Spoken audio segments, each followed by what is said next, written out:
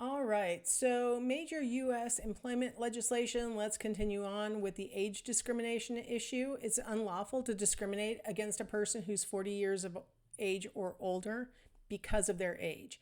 Again, really difficult to prove that you've been discriminated against because of your age.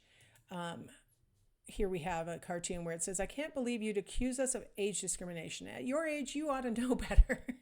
That kind of talk to a person who's older could be construed as harassment.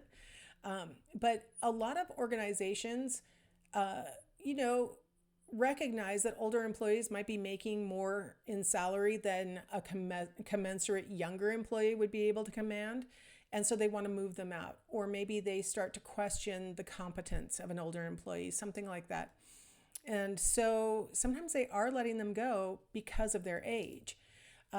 If a person were to perceive that they've been discriminated against based on their age, they must demonstrate that they are a member of the protected class. So they have to show their birth certificate that they are over age 40. They have to demonstrate that they were doing satisfactory work. This again is one of those situations where an organization that's planning on moving an older person out might have started 5 years ago with slightly less exemplary evaluations. Oh, these are some things that has been going on the entire time this person has been employed here, but suddenly we're going to mention it in an employment evaluation so that we can point to, you weren't doing satisfactory work, it was going downhill. So if you're ever in a nice stable job and you're finding that your evaluations are going down, that's a really good time to speak to your employer about, okay, what exactly concretely are you pointing to that this is objectively different from last year, or this is objectively different from 10 years ago. Do it while you're still employed there. It's a lot harder to sue for age discrimination than it is to maybe convince the employer that it's not in their best interest to dismiss you for age.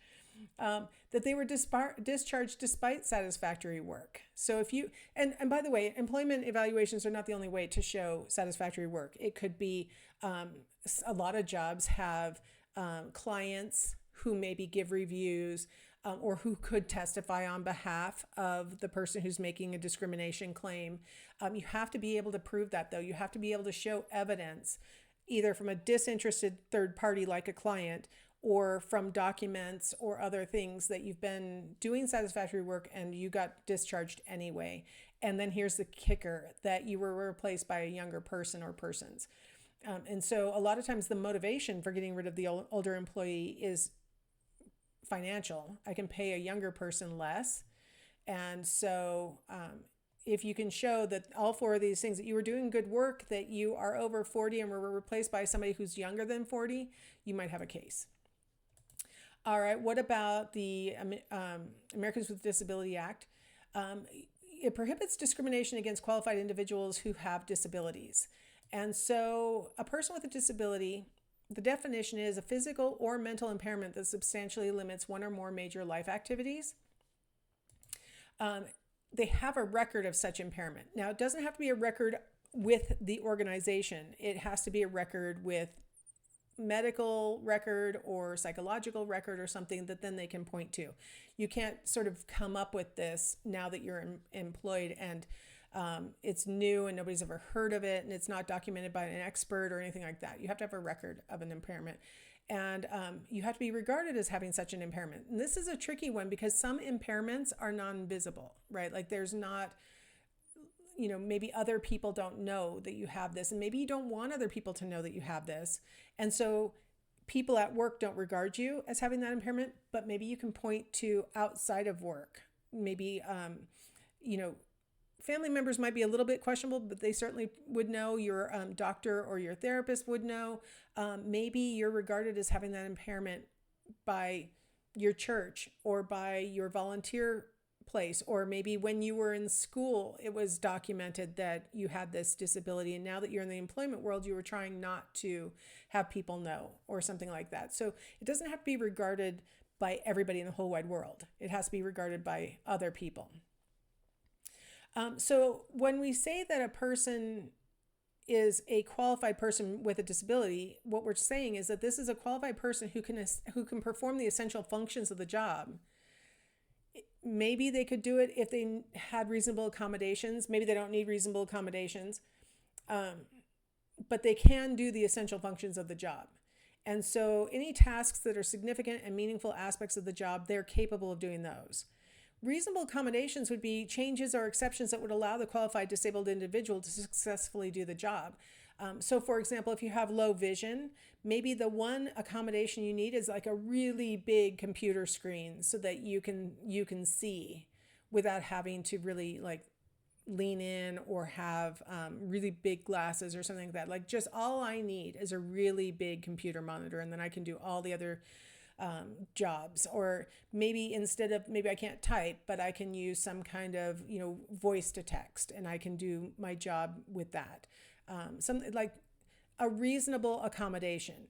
It's not considered a reasonable accommodation to require like big machinery or really big, expensive, only would ever benefit you kinds of setups. Like that's not a reasonable accommodation. Big changes to the physical structure of the building that's not for everybody, but is just for you. Like that's not considered a reasonable accommodation. People sometimes will ask for accommodations that would put an undue hardship on the organization. So given the employer size, for one thing, like if it's a larger organization, maybe you would be able to expect more in the reasonable accommodation. A smaller sized one, probably less. I'm thinking of, there was this tiny little diner in Sacramento, California that had, it was tiny. Like it just had a bar that you could sit at and eat. And it was from like the early 1940s or 30s, something like that. And the entire building was smaller than a railway car. Like it was small, and it was like hopping. It did just breakfast and lunch. It was a really hopping place. And it had a 1940s bathroom in it, a toilet and toilet paper. And I don't even know if it has a sink in that little bathroom. I wouldn't know, because when I went there, you weren't allowed to use the bathroom. And the reason why you weren't allowed to use the bathroom is because they were sued, because a person who wanted to come into the diner, was not able to use the bathroom. Maybe they were on a wheelchair. I'm not sure what their circumstances were, but they weren't able to access the bathroom. And so they sued the place because it's not fair that they can't use the bathroom and able-bodied people can.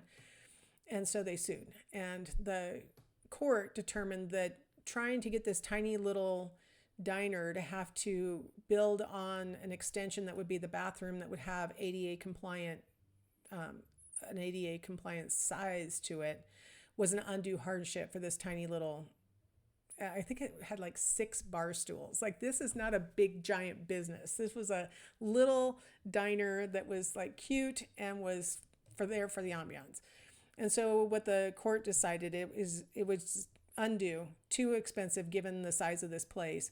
And so the solution was just employees get to use the bathroom. Nobody else gets to use the bathroom because it's not fair to the person who can't use it, that some people can, and so nobody gets to use it. And that was the solution. I think that was the solution because there are other options for where to go to the bathroom in that area for anybody else. For anybody, you don't have to go to the bathroom in this diner.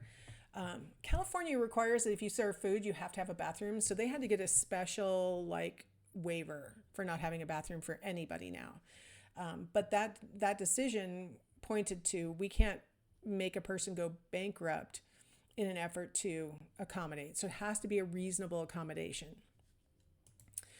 All right, moving on to 1993, the Family and Medical Leave Act, which says that eligible employees, which there are amount of time that you have to have been working for that employer, can take job protected unpaid leave for up to 12 weeks for the birth of a child, or for a serious health condition of yourself or a family member. And so people can take this leave, and their job has to be waiting for them when they come back. Now, they don't get paid. Like this Family Medical Leave Act does not require that the employer pay them while they're on this leave.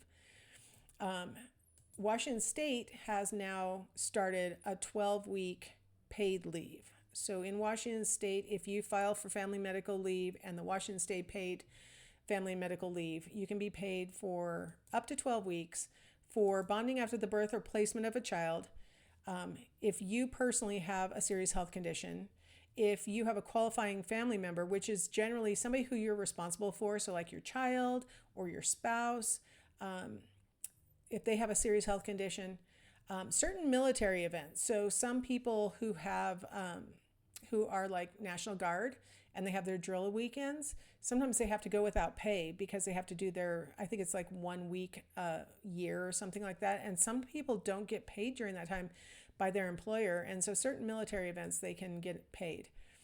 All of us in the state of Washington are paying a mandatory premium deduction of 0.6% of our gross wages.